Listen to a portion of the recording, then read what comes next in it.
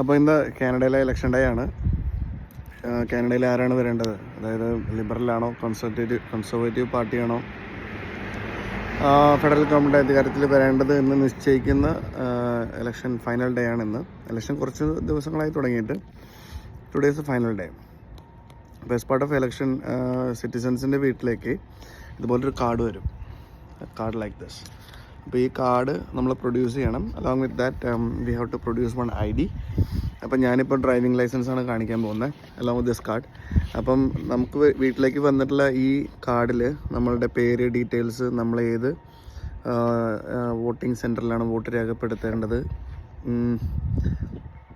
ഇതിനെ പറ്റിയുള്ള ഇൻഫർമേഷൻ ഈ കാർഡിലുണ്ട്.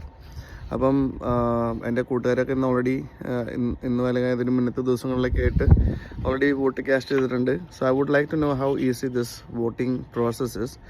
And not only that, this is my first ever official vote. I have never voted before. While I was in India also, I was in like caught up in different things, and I did not have any interest to take part in the voting process. And I know this statement is actually apolitical, but it is a truth, and I was being honest. So I am going to do my first ever vote, that is in Canada, after becoming a Canadian citizen. Okay, so let's do it. So my voting center is just like 5 minutes drive away. 93 Queen Street ആണ് എൻ്റെ voting address.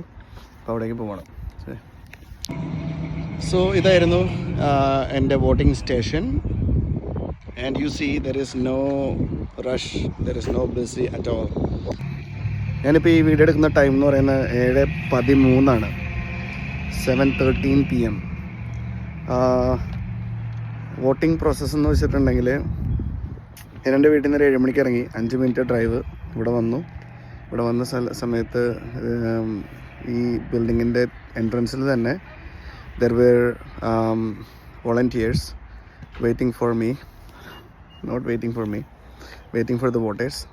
അപ്പം ഒരു 3-4 പേര് ഉണ്ട്.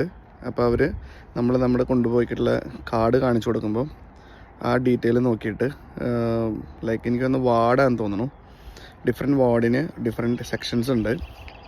ഇൻ്റെ 8 table ഉണ്ടായിരുന്നു, ഓരോ ആൾക്കാർ വെച്ചിട്ട്. ഓരോ ഏജൻറ്റ്സ് 8 ടേബിളായിട്ടിരിക്കുന്നുണ്ട്. അപ്പോൾ അവരുടെ മുമ്പിൽ ചെറിയൊരു ബോക്സ് ഉണ്ട്, ആൻഡ് അവരുടെ ബാക്കിൽ ചെറിയൊരു മറ വെച്ചിട്ടൊരു കാർഡ്ബോർഡ് കൊണ്ടുള്ള മറ വെച്ചൊരു ടേബിളുണ്ട്.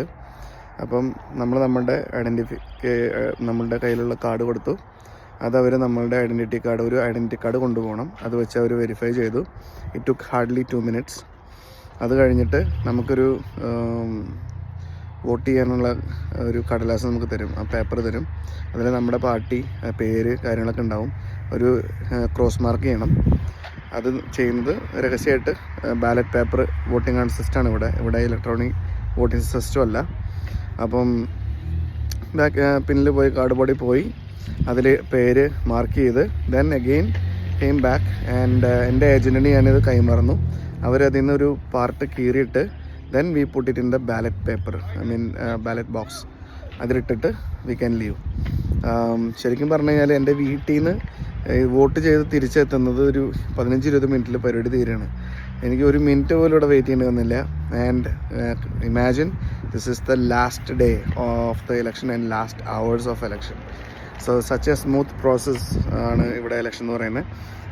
ഞാൻ ഇന്ന് വരെ നാട്ടിൽ വോട്ട് ചെയ്യാത്തതിനുള്ള പ്രധാനപ്പെട്ട ഒരു കാരണം എന്ന് പറയുന്നത് അത്രയും തിരക്കാണ്. നമ്മൾ രാവിലെ തൊട്ട് വെയിറ്റ് ചെയ്ത് നിന്ന് വോട്ട് ചെയ്യേണ്ട ആ ഒരു മാനസികാവസ്ഥ എനിക്ക് ഉണ്ടായിരുന്നില്ല. And I know it is wrong. I don't appreciate that if anybody doing, including me. So be part of the election process, whether you are in India or anywhere else. If you have the voting rights, you have to cast your vote. Okay, see you, bye, thank you so much, and